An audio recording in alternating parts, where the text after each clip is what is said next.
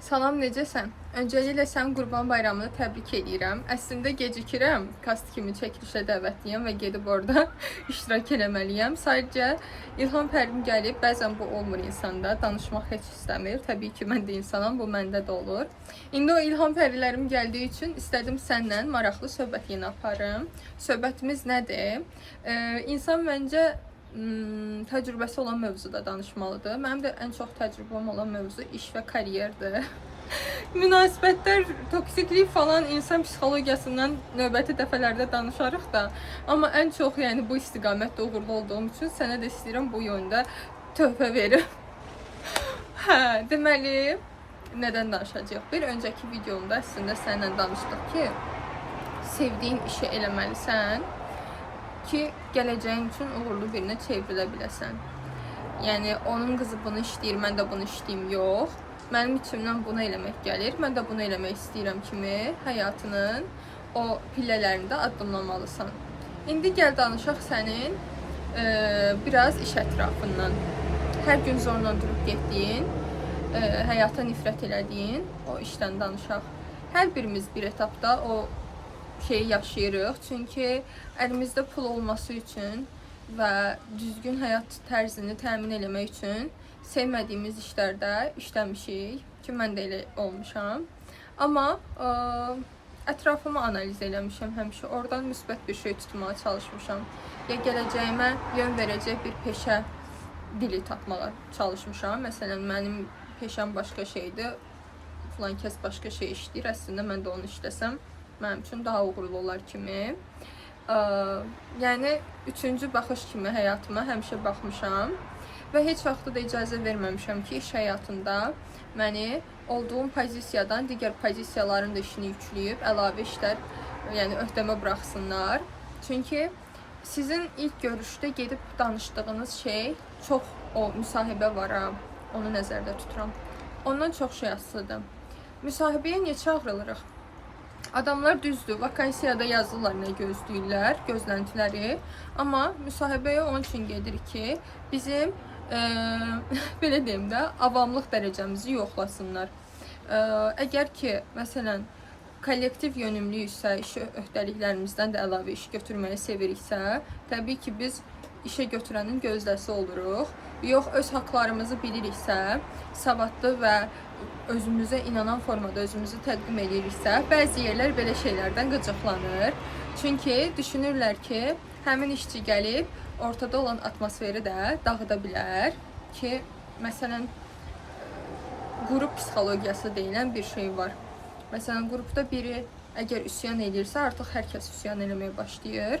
Yox, hər kəs dünyadan xəbərsiz öz işi ilə məşğuldursa və yaxud da öz işindən də əlavə işlər götürürsə, artıq qrup psixologiyası bu istiqamətdə yönlənir. Məndən həmişə ətrafımda olan insanlar daha çox nəyin məsləhətini alırlar. Mən çox iş görüşmələrində olmuşam, nə yalan deyim, hədsiz dərəcədə. Çünki bu o demək deyil, bir işdə sabit qala bilmirəm, qalıram.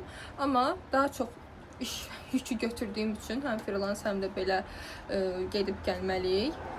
Ona görə hər zaman yəni iş görüşlərində olmuşam və iş görüşlərində nəyin fərqinə varmışam? Keçən səfər əslində danışmışdıq səninlə Türklərdəki marketinq strategiyasını. Orada mənim müəllimlərim həmişə mənə deyirdi ki, özünüzü düzgün satmağı bacarmalısınız. Çünki siz də bir məhsulsuz. Alıcı da, yəni belə deyim, qarşı tərəf işə götürən baxır ki, bu adam özünü necə təqdim eləyə bilirsə, mənim işimi də o formada təqdim eləyə biləcək. Və iş görüşməsində ən önəmli məsələ bilirsiniz nədir? Oturdunuz, müsahibə zamanı tam dəqiq şəkildə utanmırsınız, çəkinmirsiniz. Əslində qarşı tərəf utanıb çəkinməlidir. Çünki siz işçi qüvvəsiz, siz işləyirsiniz və onun işinin yaxşı getməsi üçün fəaliyyət göstərirsiniz. O adam sizlə ehtiyat dolu olmalıdır. Nə olsun ki, maaş verir sizə. Amma onun işi sizin əlinizdən keçir. Elə deyilmi? Məntiqən elə yanaşmaq lazımdır. Harda qalmışdıq? danışırsınız və ilk o iş görüşməsində həqiqətən özünüzü elə təqdim edirsiniz ki, özünüzdən əmin olursunuz. Hətta geyinib getdiyiniz rəng belə əminliyi göstərməlidir.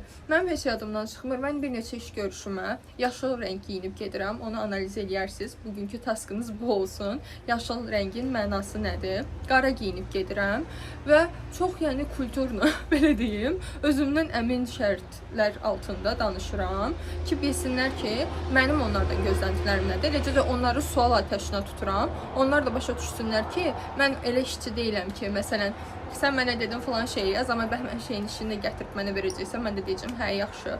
Uzaq başı hə, yaxşını kollektiv xətrinə, işimizin getməsi xətrinə bir dəfə deyə bilərəm. Bu mənim bütün sferama aiddir. Yəni işə, müsahibəyə qatıldığım bütün görüşmələrdə bu həmişə belə olub. Mən çox detaycı insanam. Suallar verməkdən də heç vaxt çəkinmirəm. Çünki haqqımı bilən insanam. Haqqıma kiminsə girdiyini görəndə dünyanı dağıdıram. Belə biriyəm. Hə, məncə ona görə indi bu yerdəyəm. Yəni əmin danışa bilirəm. İki sözü belə deyim, anam demişkən arda-arda qoyub danışa bilirəm. Bu da yenə də deyirəm, zamanla qazandığım özgüvən sayəsində olub. Yenə də daxili dünyaya gedir söhbət və yenə də güzgün qarşısında edilən söhbətdən gedir. Əlimin hərəkətlərinə qədər müsahibədə necə rəftar edəcəyimi hər zaman bir öncədən prov eləyib elə getmişəm. Niyə də yox? Çünki mən oradan pul qazanacağam, ora iş verəcəm və özümü təqdim etməyə gedirəm mən ora. Bu bir təqdimatdır, belə bir yanaşma ilə siz getməlisiniz ora. Özümü təqdim edirəm. Təqdimatım gözəl keçirsə nə xoş mənim halıma, keçmirsə də nə xoş mənim halıma. Çünki təcrübə əldə eləmiş oluram. Biz universiteti bitirəndən sonra getdiyimiz iş görüşmələrində həmişə 2-3 iş görüşməmiz olur ki, gəlib evdə düşünürük ki, ayda kəş belə deyərdim orada, ayda kəş bu sözü deyərdim. Gərək o sualı onlara yönləndirərdim. Görək o sualın cavabı nə idi? Mən heç dəqiq öyrənə bilmədim. Siz bilirsiniz necə gedirsiniz iş görüşməsinə? Məsələn, ilk təcrübəsi olan insanlardan gedir söhbət. Ayda mən işe çağırdılar, gedib tez danışım onlarla. Hə, maaş nədir? Həftənin neçə gün işləyəcəm? Aha, ya, hə, vəsə, iş budur. Elə yanaşmaq olmaz. Düzgün yanaşma deyil. Sən orada haqlarını da ortaya qoymalısan. Sən orada soruşmalısan ki, verilən deadline'larda, yəni limitli bir vaxt olur ki, sizə qoyulur ki, bu vaxta kimi işi təhvil verməlisən. Yəni, bu bütün iş üçün aid. Yəni bir deadline olur. Hər kəs bir deadline-dan çalışır ki, vaxtında iş təhvil verilsin. Komanda işi ona görə əsas tutulur. Deadline-larda məsəl üçün necə təyin olunur? Atıram. Bir günə mi işi verirlər sizə, risk gəlir ki, bu iş bugün çatdırılmalıdır tez. Biz bilmirik, müdiriyyətdən gəlib bu. Yoxsa 2 gün, 3 gün öncədən qabaqdan qoyulur orada bir sizin üçün şey ki, məlumat. Falan işimiz var, ayın falan vaxtı da çatmalıdır. Zəhmət olmasa nəzərinizdə olsun.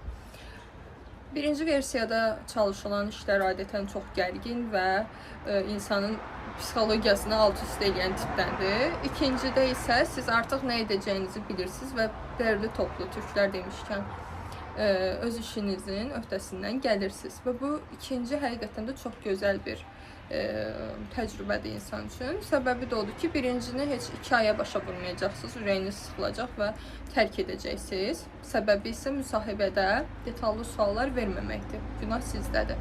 İkincidə isə siz artıq soruşursunuz ki, həqiqətən də komanda işiniz necədir? Onlar oradan yazırlar sizə. Komanda ilə işləmə qabiliyyəti olmalıdır. Stresli anlarda özünü idarə eləməlidir. Belə bir şeylər yazırlar. Eyni sualların tam əksini siz ona verməlisiniz ki, məsələn,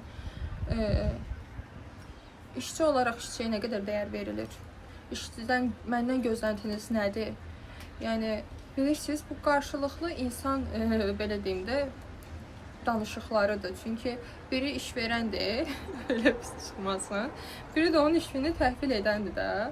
Yəni, bu diyaloqlar olmasa necə o iş yaxşı gedər? Necə o iş istənilən nöqtəyə çatar? Əgər bir atmosferdə sadəcə bir işçi xoşbəxt deyilsə elədiyi işdən, inanın o işin qolu çıxsınır, yarım qalır. İstənilən keyfiyyət verilmir. Məsələn, mən nəyi nəzərdə tuturam? Üzr istəyirəm. Artıq su içməliyəm. 10-cu dəqiqəyə çatırıq. Bu fikrimi deyim, yekunlaşdırım. Mən hazırda iş qurmuşam və mənim işimə cidden yəni direktdə çox qızlar yazır ki, bəs satçı axtarırsınız, gələk işləyək.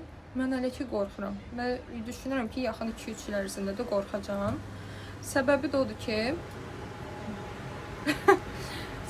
odur ki, o mənim işimdir, mənim əməyimdir. Kənardan gələn şəxs onu mənim idarə elədiyim kimi idarə eləməyəcək, başdan sovda eləyəcək. Məsələn, biz hər müştərilərimizə xüsusən yanaşırıq və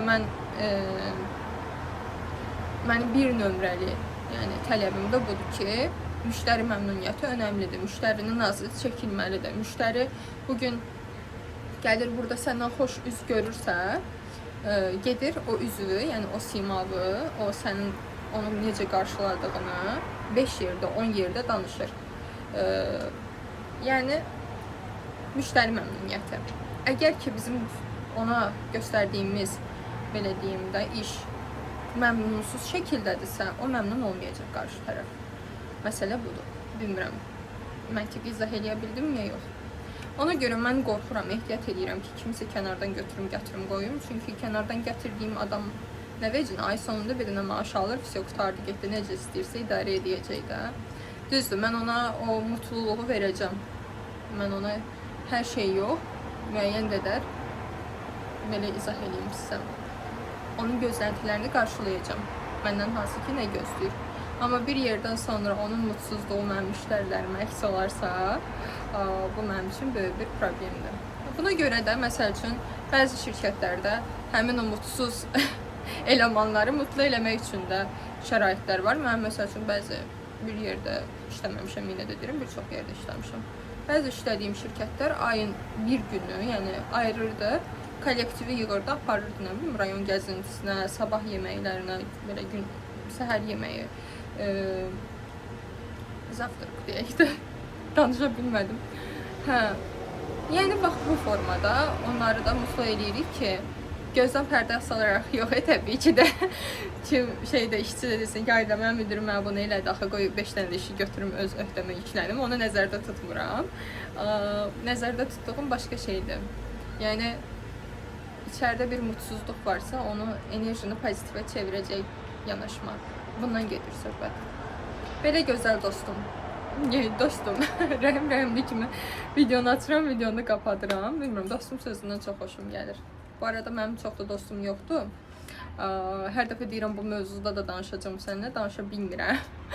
Başqa temalar girir oraya, danışa bilmirəm. Çünki düşünürəm ki, daha vacib məsələlər var.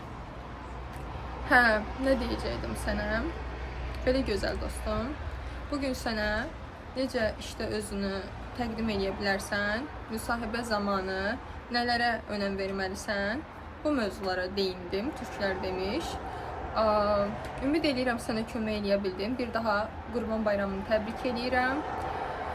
Növbəti videoda görüşənə qədər özünə yaxşı bax, çox yaxşı bax. Hələlik.